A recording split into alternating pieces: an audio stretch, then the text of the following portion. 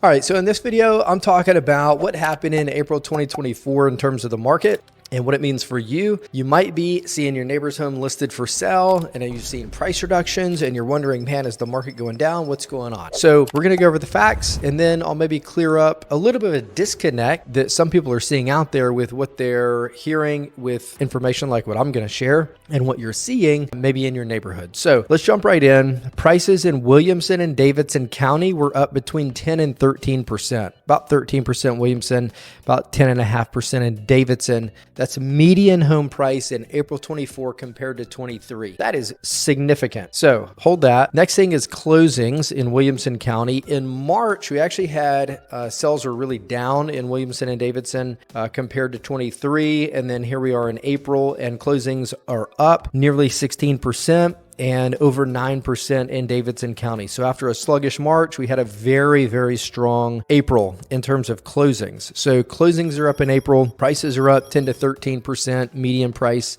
year over year. So that information is really strong. Days on the market for both counties is actually under 10 days.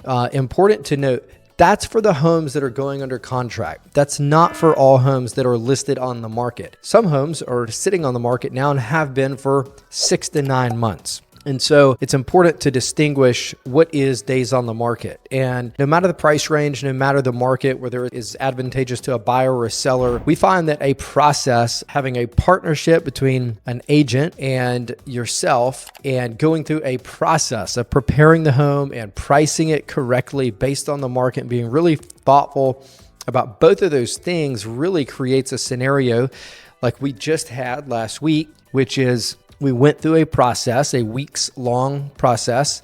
That's ideal if you have that time and you're committed to selling the home for top dollar and sort of positioning yourself a good place negotiating when you go on the market because it looks better than the competition and it's priced competitively. Just being thoughtful about those things. We ended up getting 10 offers and going over list price while other homes are sitting on the market wondering if they will ever sell. So it's important to know that less than 10 days on the market for the homes that are going under contract.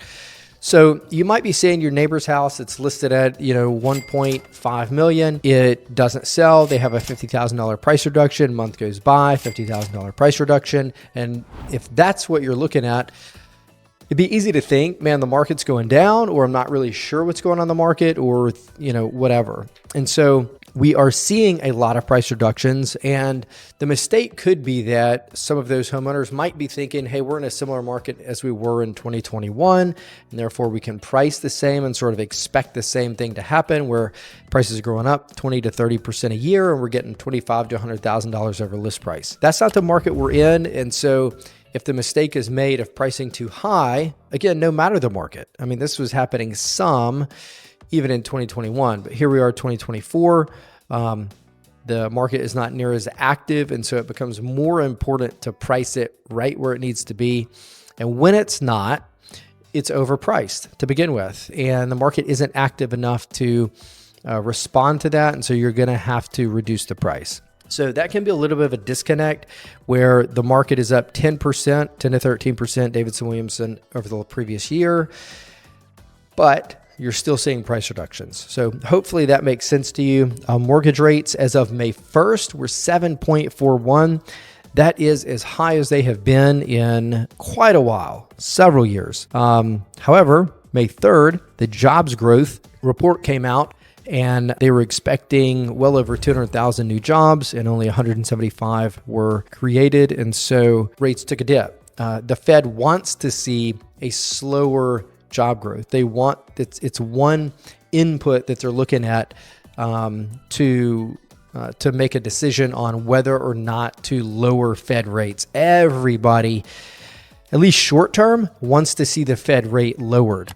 Not to go into how Fed does that and the benefit of doing that sooner or later, but just short term, everybody would love to see rates come down. That's one input that goes into that. The jobs came in low. Rates did dip down a little bit. They're still over 7, but they're below 7.41, which is what they were on May 1.